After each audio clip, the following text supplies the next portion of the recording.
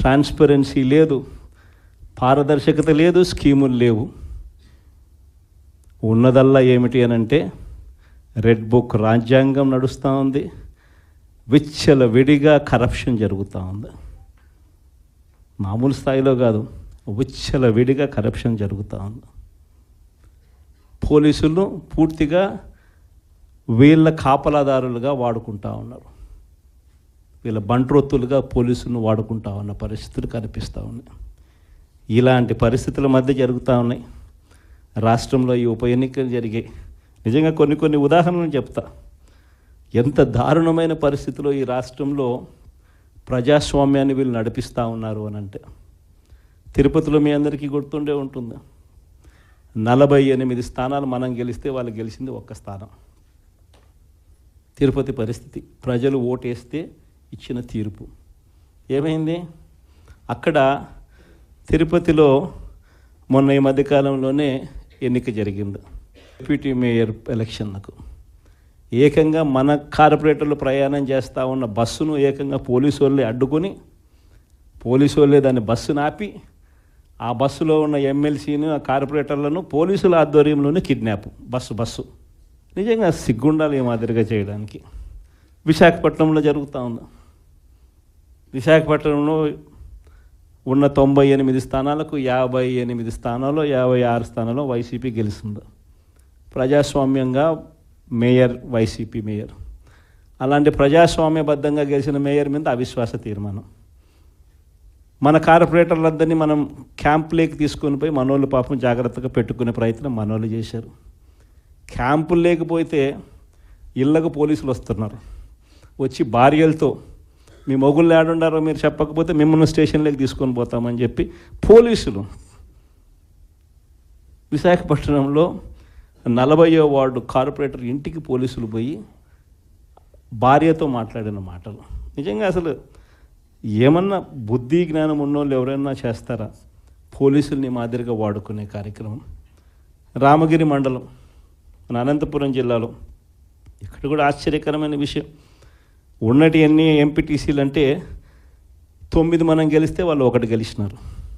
అనంతపురం జిల్లాలో రామగిరి అనే మండలంలో ఈ కాన్స్టిట్యున్సీలో 10 ఉంటే వాళ్ళు 1, 9 మనకు. ఎవరు గెలిచాలి? యాక్చువల్గా మన వాళ్ళే గెలవాలి కదా, సంఖ్యాపరంగా చూసినా ఏం పరంగా చూసినా. కానీ పరిస్థితి ఏమిటి చూస్తే అక్కడ ఎస్ఐ మన ఎంపీటీసీలందరినీ కూడా ప్రయాణం చేస్తూ ఉన్నా ఏకంగా పోలీస్ ప్రొటెక్షన్ ఇచ్చి, నేను తీసుకపోతాను మీ ఎంపీటీసీలందరినీ అని చెప్పి ఆయనే పోలీస్ ప్రొటెక్షన్ ఇచ్చినట్టుగా బిల్డప్ ఇచ్చి, కనీసం ఆయన తీసుకుపోతున్నాడు అంటే దారి మళ్ళిస్తాడు. దారి మళ్ళించి ఆయన కిడ్నాప్ స్వయంగా చేస్తాడు. చేసి అక్కడ వీడియో కాల్ పెడతాడు. తెలుగుదేశం పార్టీ ఎమ్మెల్యేతో video call, Telugu Desam party MLA ఆయన కొడుకు. వీడియో కాల్లో మన ఎంపీటీసీని ప్రలోభ పెట్టే కార్యక్రమం ఎస్ఐ, ఒక బ్రోకర్గా ఎస్ఐ బిహేవ్ చేస్తాడు వీడియో కాల్ పెట్టి. అప్పటికి మన ఎంపీటీసీలు వినకపోయేసరికి ఏం చేశాడు? ఈయనే కిడ్నాప్ చేసుకొని పోయి ఏకంగా మండల కేంద్రాలయంలో వీళ్ళందరినీ నిర్బంధించి బైండ్ ఓవర్ చేస్తారు. అక్కడికి మన ఎమ్మెల్యే, మన మాజీ మంత్రి, అక్కడ మన మహిళ మాజీ మంత్రి ఇద్దరు వెళ్ళి అక్కడ ధర్నా చేయాల్సిన పరిస్థితిలోకి వాళ్ళు పోయి మన ఎంపీటీసీలను మనం తీసుకొని మనం పోతే మన వాళ్ళ మీదనే కేసులు. చివరికి అంతటితో కూడా ఆగిపోలే. ఆ మండలంలో భయం రావాలట. ఆ మండలంలో భయం రావాలని రామగిరి మండలంలో ఏం చేశారు?